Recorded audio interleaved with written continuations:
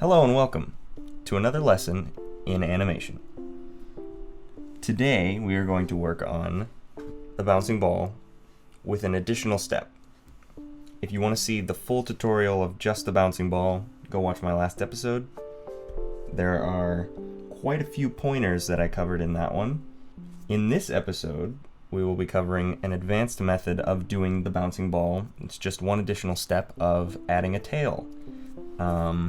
And this is to emphasize the principle of animation called secondary action, in which you have some kind of main movement, in this case it's a ball, and then the secondary action is something that's following that main action, like a tail, or clothes, or hair.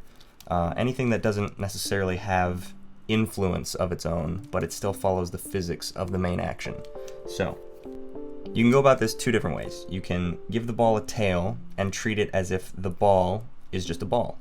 And that ball would have physics and it would rotate through space. And in doing so, the tail will follow that spinning. Or you can do a character where the ball is a creature and say this is the face and this is the tail. And so the face will always be facing one way as if the jumping motion of the ball is intentional, as if they are hopping rather than falling. And in that case, the tail will follow from the back point constantly. So, I have already done the ball, and I went ahead and colored in the ball in one of these instances, so that I can follow the stripe. So I'm going to put the tail right where the stripe is, so it will follow the rotational arc of the ball. And you can see that. So, I just wanted to give those few pointers first. I will speed through giving this a tail two different ways, one attached at the back and one attached to the stripe so that you can follow the rotation of the ball. So, I will do all that very quickly. I will speed through it. You can watch that in slow motion if you want to. But the main goal here is to just show you those two products and that they still follow the physics, but it's just different. Different approaches, different techniques, same principle. Anyway, I'll be right back.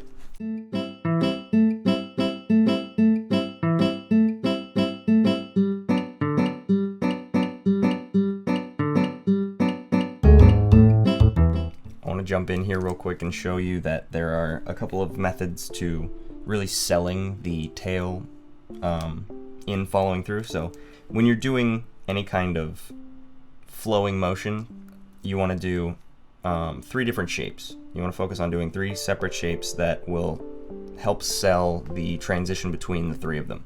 So there's the straight line or a slight curve, there's a C curve, and then there's an S curve. And so the transition between the three of those is what helps sell that motion of flowing, of overlap.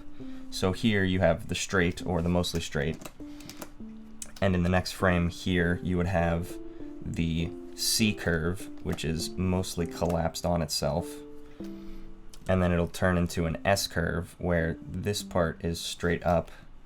Here I'll draw like ovals, and then this part curves the opposite direction to sell the bouncing back point. I guess this would just be it would look something like this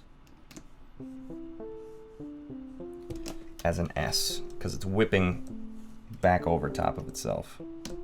Actually, it would be rotated the other way, like that, because the base of the tail follows more closely to the ball than the tip does. The tip follows through wherever this part goes. So keeping in mind that if you think about it in terms of a line and there's a couple of points on the line, this one follows the closest, this one's slightly behind, and this one is behind this one. This one follows behind. This one is the closest and follows behind the ball. This one follows behind this one. This one follows behind this one. Kind of like if you were to swing a chain, the links in the chain will move separately from the first chain that you're holding. They'll move separately from the first link that you're holding, and so that would make sense. So when you do this, you're doing S curves. Just remember S, C, and an L, I guess, or an I. I don't know. Science. I don't know. Something to help you, some kind of limerick to help you remember these shapes. I'm going to speed through this again.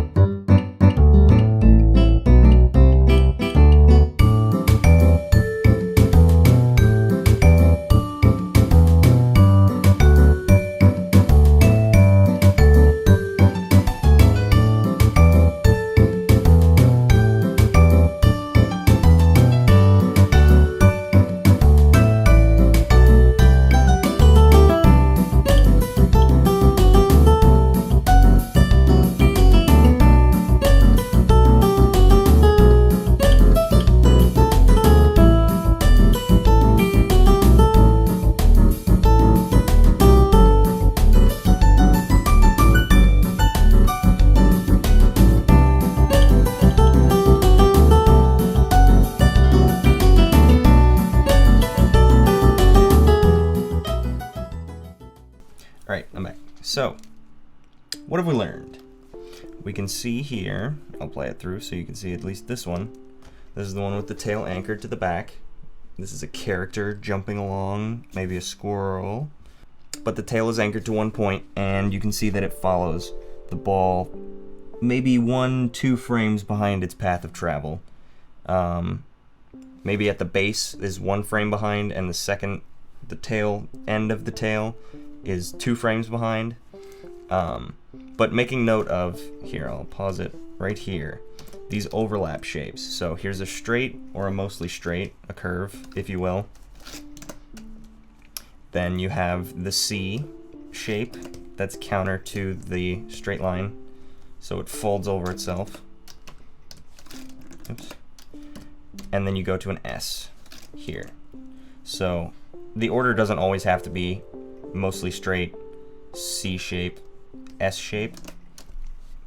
It will change, it'll vary based on where you're anchored at, or, you know, what path you're taking, what force is influencing it. If it's wind waving a flag, it might be in different shapes, but for the most part, what you want to remember is to not necessarily alternate in a rhythm, but try and hit those patterns so that they are mixed up enough to sell that something is moving and it's overlapping with itself. Like so.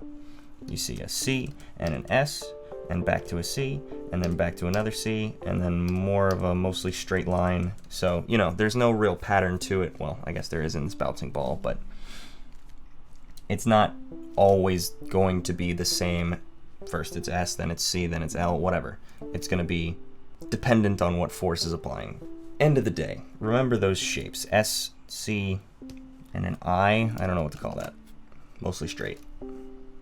Straight, curved, S. Anyway, so that's that one. I'll play it again one more time so you can see, also taking note of where it's impacting so you can sell that, not squash and stretch, but at least show that there is weight behind it. See how you can see it's poofed up a little bit here from the base, and then it's flattened along the ground where the ground line would be if I drew one. If I was smart and drew a ground line for reference. But just some other things to keep in mind. You can make the tail lighter. You could make it not follow and drag. It could be a cat's tail and it waves of its own mind, but still remembering that it makes different shapes as it's moving. So keeping those things in mind. And then we'll go to the other one, which I didn't think was as successful, but there's still some nice shapes and movements in there. I think the mistake I made was that I had the ball rotating in 3D space, as opposed to just rotating around the circumference of the circle, just in a straight circle, you know? For example, it's divided here in half, but then here it's mostly just one color, so there too. So it's almost spinning counterclockwise in reference to the camera. which is not ideal, but I did my best to stick to it, keeping it pinned to about here. So it still follows around. I think the best part of it is probably at the end where it flops around like that. But if it were straight on, rotating not in 3D space, I think it would be a little more successful. So something to keep in mind. It makes it a little murkier to your audience, maybe harder to sell. A lesser lesson to be learned is to make your silhouettes look nice, because otherwise they might get confusing like this one. So anyway, that's the bouncing ball with a tail, depending on your approach to what you want to do. Just keeping in mind weight, drag, the S, C, and I curves, and keeping it pinned to one location so you can kind of see where it will fall if it's following the exact path of the main action. That's the root of this. Just remember, it's like a hair on your head, and if you move your head, your hair follows wherever your head goes. And that's it. And the longer the strand, the more flow will happen. And the longer that flow is, the longer it takes to catch up to the rest of your head.